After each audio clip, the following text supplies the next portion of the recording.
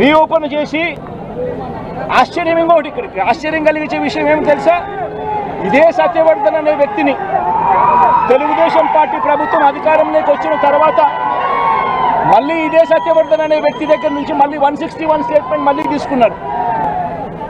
రెండోసారి case reopen చేసి Telugu Desam party అధికారంలోకి వచ్చిన తర్వాత ఆ రెండోసారి ఇచ్చిన 161 స్టేట్మెంట్లో కూడా సత్యవర్ధన్ ఇవే మాటలే మాట్లాడాడు.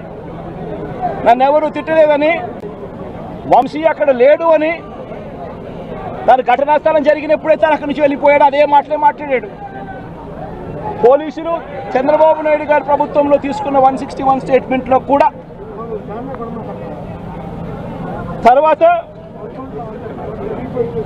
అయినా చంద్రబాబు నాయుడు గారు వంశీ మీద పెట్టుకున్న ఆక్రోశము, వంశీ మీద పెట్టుకున్న కోపము చంద్రబాబు నాయుడు గారిది ఏ స్థాయిలో ఉందంటే ఎలాగైనా కానీ వంశీని ఇరికించాలి అనే ఆలోచనతో వంశీ ఘటనా స్థలంలో లేకపోయినా కూడా వంశీని 71వ నిందితుడిగా చేర్చారు. 71వ నిందితుడిగా వంశీ పేరును చేర్చారు. అయితే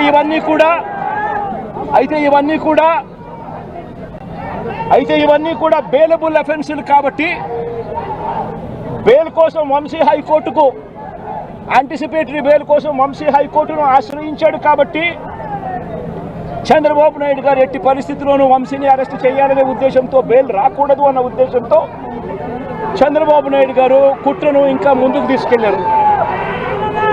గన్నవరం పార్టీ ఆఫీసును తగలబెట్టే ప్రయత్నం చేశాడు అని చెప్పి మరో ఫాల్స్ కేసు ఒకటి బుక్ చేయడం మొదలుపెట్టాడు. తెలుగుదేశం పార్టీ ఆఫీస్ అట కాల్చే కార్యక్రమం అట జరిగింది అని చెప్పి ఏకంగా చంద్రబాబు నాయుడు గారు అనే వ్యక్తి మరో ఫాల్స్ కేసు, మరో కట్టుకథ అల్లాడు. ఆఫీసును తగలబెట్టే కార్యక్రమం చేసినప్పుడు ఆ ఆఫీసు ఎవరిది అని చెప్పి, ఆ ఆఫీసు ఎస్సీ ఎస్టీలకు సంబంధించిన ఆఫీస్ వారిదే ఓనర్లు అయితే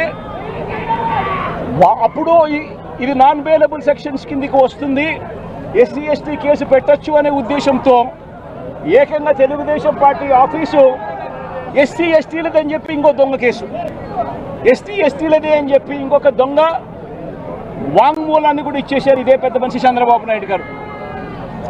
వాస్తవం ఏమిటంటే తెలుగుదేశం పార్టీ కాలబడింది లేదు. తెలుగుదేశం పార్టీ ఒక ఎస్సీ ఎస్టీకి సంబంధించిన వ్యక్తికి సంబంధించిన ఆఫీస్ బిల్డింగు కూడా కాదు. తెలుగుదేశం పార్టీ ఆఫీసు కడియాల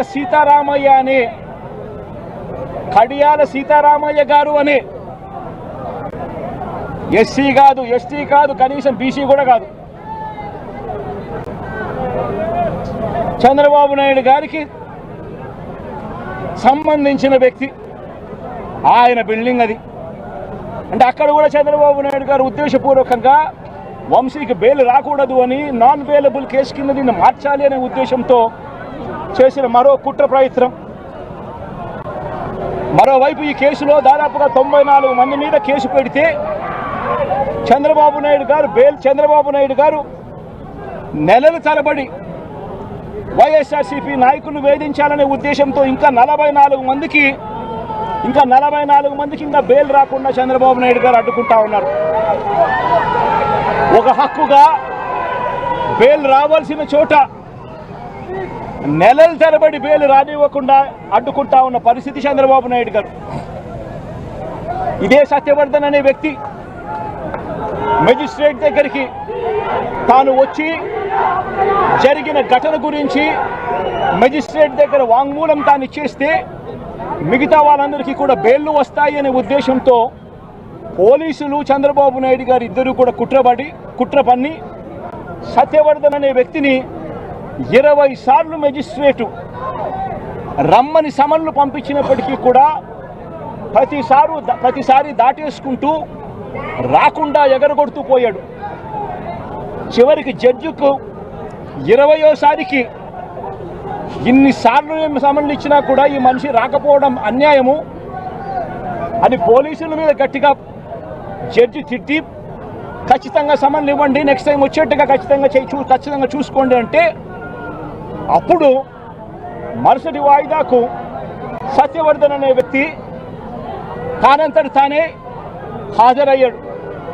హాజరై ఈ ఘటన జరిగిన సమయంలో ఇంతకుముందు తాను 161లలో ఏదైతే చెప్పాడో అదే విషయాలను మళ్ళీ జడ్జి గారి సమక్షంలో మళ్ళీ అదే విషయాలే మళ్ళీ ఆయన తెలియజేశాడు.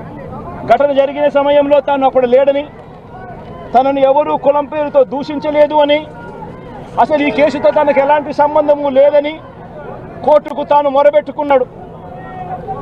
తాను తన తల్లి ఇద్దరు కలిసి ఆటోలో కూర్చొని కోర్టుకు వచ్చామని, తన స్టేట్మెంట్ వెనుక ఎవరి బలవంతము లేదు అని ఫిబ్రవరి 10వ తారీఖు 2025 ఫిబ్రవరి 10 2025 ఫిబ్రవరి 10న జడ్జి గారి ముందర స్టేట్మెంట్ తాను ఇచ్చాడు.